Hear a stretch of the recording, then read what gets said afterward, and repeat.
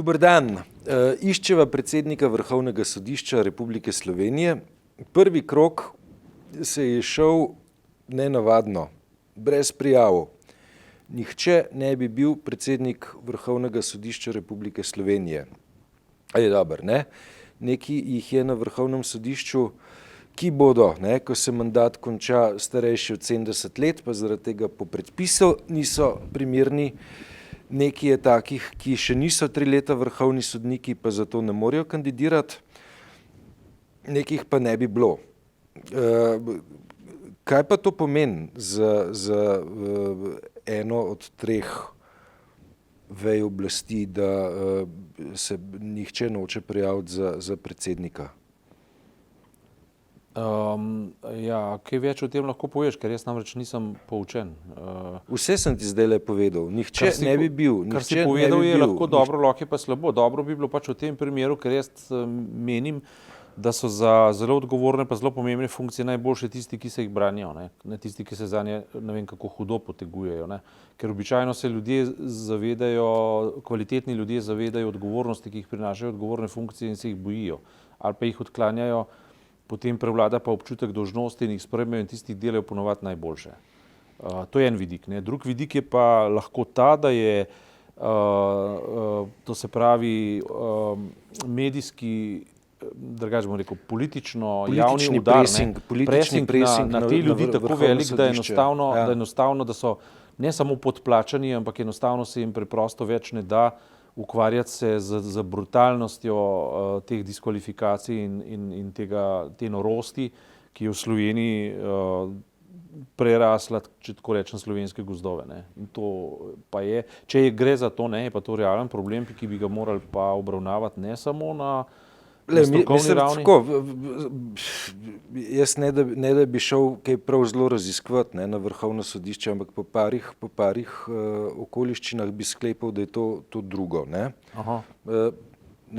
Veš, podpredsednica Vrhovnega sodišča je kandidirala za mesto v Štrasburu, je šla čez nominacijska sita v Sloveniji, potem je pa na zaslišanjih v Štrasburu čakal tako rekoč spretno zmontiran dokumentarni filmček, ki je pripovedoval tam prisotnim članom Sveta Evrope, za kakšno osebo gre, ki ni vredna tega, da bi opravljala funkcijo sodnika Evropskega sodišča za človekove pravice, v optiki štorije o procesu, ki je znan pod kratico Patria. Kdo konkretno ga je naredil, ta spot? Ne bi vedel. Kdo konkretno ga je procesiral? Prišel je do tam prisotnih. Znaš se v predalu, ali kako? Mislim, dobijo link, člani Sveta Evrope dobijo link, povezavo, kjer si potem to lahko ogledajo in si v narekovajih sami ustvarjajo mnenje na osnovi. Ok, ali to je psihopatologija tega prostora in je temeljno vprašanje. Je to nekaj novega, je to antropološka stvar, ki se vleče nam stoletja? Jaz mislim, da v takih dimenzijah, na tak način, je verjetno nekaj novega. Pospešek dobiva. Pa tudi ne dobiva pospeška, bojim se samo to, da je pognal korenine. Namreč, če vzameva zdaj tisto, čemur se hočeva izogniti, pa se nekako ne morva, je v bistvu najnovejša ovadba Aleša Hojsa in pa tistega njegovega združenja za vrednote osamosvojitve proti nekdanjemu tedanjemu predsedniku države Milanu Kučanu, seže pa v leto 90 in sicer maja 90. Sploh ni važno zakaj, ker bi nasedla že v izhodišču, če bi začela razpredati zakaj. Šlo je za orožje, seveda pa za razorožitev teritorialne obrambe, pustva detajle, ker niso vredni obdelave namreč. Gre pa za simptomatiko dogajanja, ko je Hojs v teh dneh na eni od televizij pojasnjeval, zakaj so to ovadbo podali, je pojasnil pač, da bi se prav tako brezsramno, ne, povedal, da preprosto zato, ker če pa že proces poteka proti Antonu Krkoviču in če so nekateri v zadevi, ni povedal, v kateri zadevi, ampak je bilo jasno, da gre za kontekst zadeve Patria, od 2006 do 2013 pač hodili po sodiščih, bo pa zdaj še kdo hodil na sodišče. Skratka, združenje, ki se vzpostavlja v imenu vrednot, ne? Osamosvojitve celo, ne? Pove, vrednostnega središča nacije. Tako, pove, da enostavno trguje z ovadbami. S težo vrednot, z ovadbami in trguje se pravi, gre po sistemu daj dam in zob za zob in glavo za glavo. Ne? V čem je problem?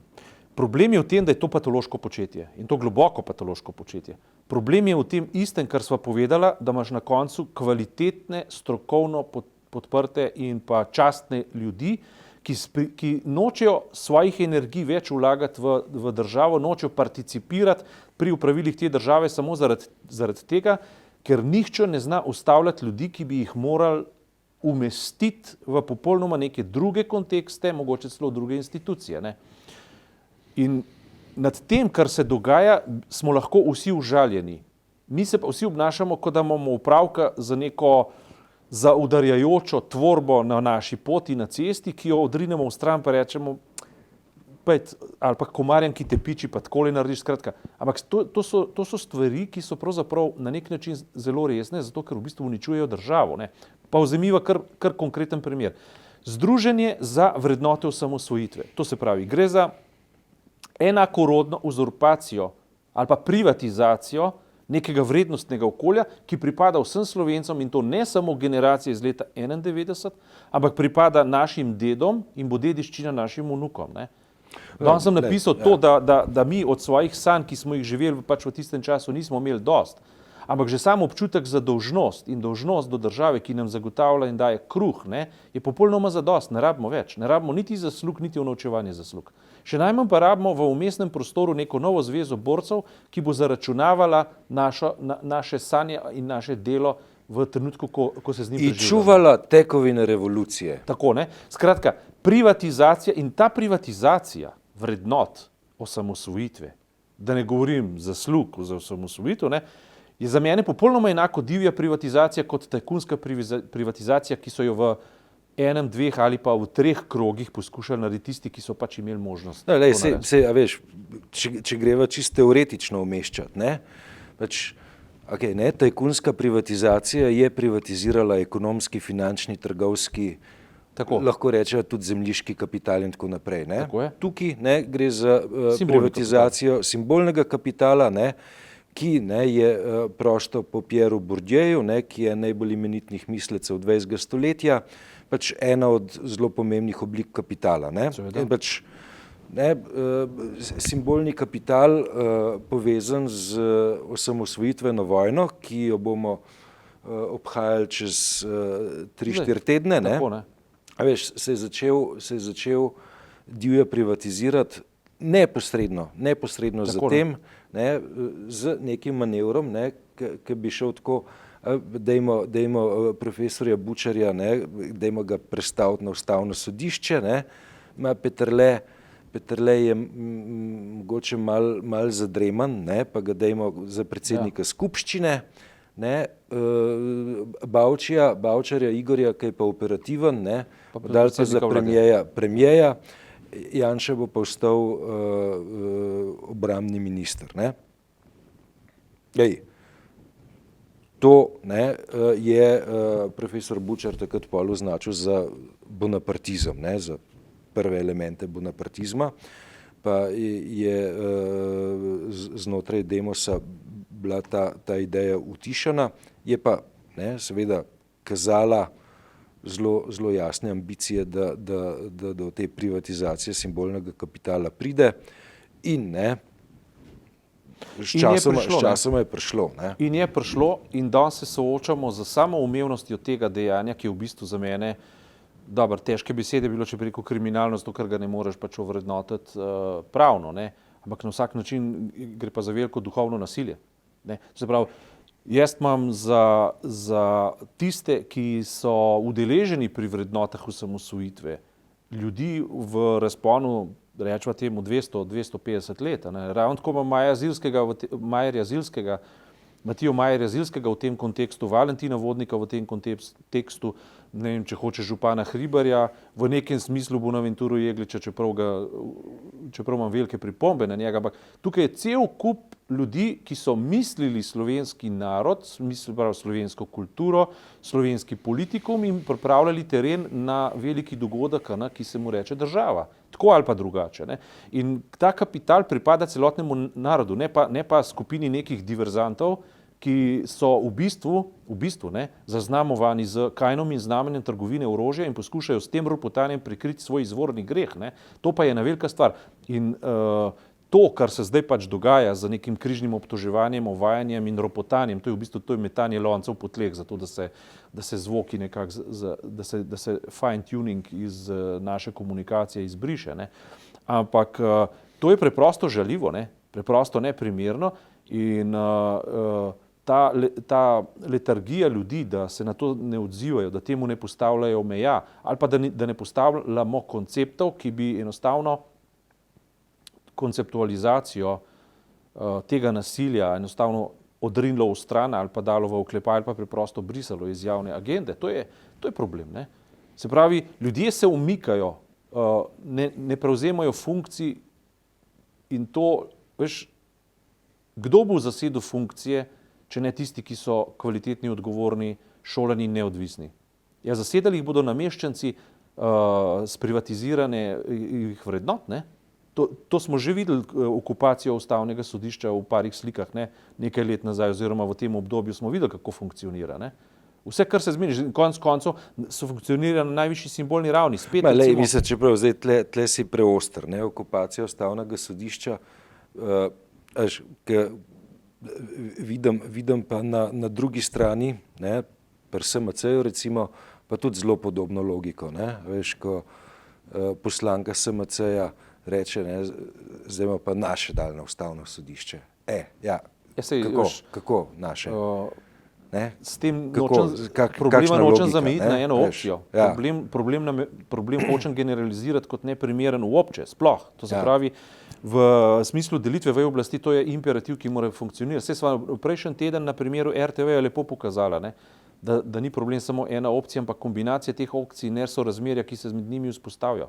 Potem pa zgleda, da če je ena opcija postane ekstremna, da je pa druga legitimna. Ne, obe sta napačni, zato ko obe dve napačno uporabljata institut upravljanja neke hiše, ki je v bistvu financirana in plačevana po vseh električnih. Tako je. In v teh zadevah veje oblasti, sodstva in podobnih, ne, je popolnoma enako. In v končni fazi lahko rečem to, da ni problem samo tisti, ki problem naredi, ampak je tudi problem tisti, ki se na njega ne zna odzvati. Že leta in leta in leta. Ne. Ker v bistvu se samo žogce odbijajo. Ne. Nikoli se pa ne zaustavi, ne, ker stvar je očitna. Ne. Zdaj se bomo ob osamosvojitvi Slovenije pogovarjali spet o orožju, preprodaji orožja in pa o orožarskih. A je bistvo osamosvojitve orožje teritorialne obrambe, te vprašam? Bistvo osamosvojitve je nekje drugje, 25-letnice osamosvojitve. Bistveno je to, razumeš, da razvijemo koncepte naše države, jih malo kako ne rečem, poreflektiramo za preteklost, malo budimo spomine na to, kako je ta stvar postala, potem pa postavimo koncepte za prihodnost. Ne to, kako so neki trije ramboti puške iz leve na desno prekladali, pa zraven mogoče še masno služili. Ne? To ni koncept obeležitve samostojne države. Kje piše, da je samo rožljanje da je samo ta vojaški angažma, ki je bil mimogrede rečeno minimalni, odločilen za nastanek te države. Ta država ima ogromno drugih momentov, če hočeš, tega kulturnega kapitala, pa simbolnega kapitala, ki bi ga lahko in bi ga morala obeleževati. Ne. Problem je, če do tega nimamo odnosa. Ne, mislim, zdaj, ko si prej rekel, ne, veš, minimalen pomen vojaškega angažmaja. Predvsem gre za to, ne, da so se takrat leta 1991 v zelo smiseln mozaik sestavili vojaški, policijski, državljanski in še kakšen drug kulturni, lahko naštevava, medijski fotografski, do zadnjega vodovodarja, konec koncev, Pa o tem govorimo. električarja, ki je rekel, pač tamle, ne, pa žarnica ne bo svetila, pa je bila kasarna na Roški brez elektrike. Ne. Lej, Ne, ti, ja, veš, in ti si bil, to, in jaz sem bil v kasarni kot novinar, ker ni bilo elektrike, ker smo noter raziskovali, kaj se dogaja, delali smo intervjuje z generali, z pa poročniki. kuharček za kafe ni Tako ne. delal. A veš, Pa je in bila vsi smo tragedija. participirali v zgodbah tistega časa, ki so proizvedle zgodbe današnjega časa. In si preprosto nedovoljen za to, da si eni trije soldati uzurpirajo ves kulturni kapital in vrednote. Simbole, ja. Simbole, ne. Mislim, dobesedno vrednote, združenje za zaščito vrednot. Mislim, kdo bo v mojem imenu ščitil vrednote tistega časa, ki so v prosti, a veš, ko smo hodili tam po Roški, pa ko smo hodili po Kongresnem trgu, ko smo demonstrirali, vse to smo vsi počeli, zdaj se bomo pa v naši skupni hiši začeli počutiti kot gosti, ali kaj? Ne, konec koncev 89% državljank in državljanov, ne, je 23.12.90 obkrožilo, ne, Seveda, da, ne. Ja. Pazi, in zdaj pride nekdo v imenu nekoga in preprosto reče, zdaj bomo pa simbolno figuro, to je tedanjega predsednika države, lepo malo ovadili, če boste pa Krkoviča spustili, bomo pa vadno, skratka, trguje z tem kapitalom, ki smo ga mi ustvarili, ne? Ja. Dobesedno, to je navadna mešetarnica, to je bazar, ne? Se pravi, smo na cenenem polšjem trgu vrednot. Ti te svoje ene milijoninke, ne, tega simbolnega kapitala, ne, ki ti pripada, Ga ne dam. pač nisi dal na borzo Ne. tega mešetarjenja. Ne, absolutno. Jaz Ne. In, tudi ne. in še nekaj je treba povedati. Ne. Prav pri vrednotah je to treba povedati. Vrednote so same v sebi vzrok in posledica. So same sebi zadostne, z vrednotami se ne trguje. Vrednota je to, kar je prav in je prav ali pa narobe iz same sebe. Ne pa, da zdaj dobi koncesijo nad vrednoto, ne, z neke privatizacijske kaj. A so ljudje zdaj certifikate vložili, da bodo pa zdaj imeli pooblaščene investicijske družbe za obračanje in trgovanje z vrednotami. Aleš Hojs, lepo te prosim, ne? Kdo je on, da bo to počel v imenu vseh nas? Pa veš, da ne vem, kdo je. Ja, se jaz tudi ne vem. Vem samo to, da stalno dela neke probleme in da je v bistvu Je marioneta on nekoga. obrambni minister. Ja, se je lahko bil karkoli hotel, ampak on ni neka figura, ne, ki bi moralno kaj pomenila. Ne. Ne vem, jaz se ga, ne vem, iz nekih let se ga ne spominjam, pa mogoče mu delam krivico. Ne. A iz tistih vojnih let? ali Ma kaj? ja. Ne vem, ne vem, ne, tako.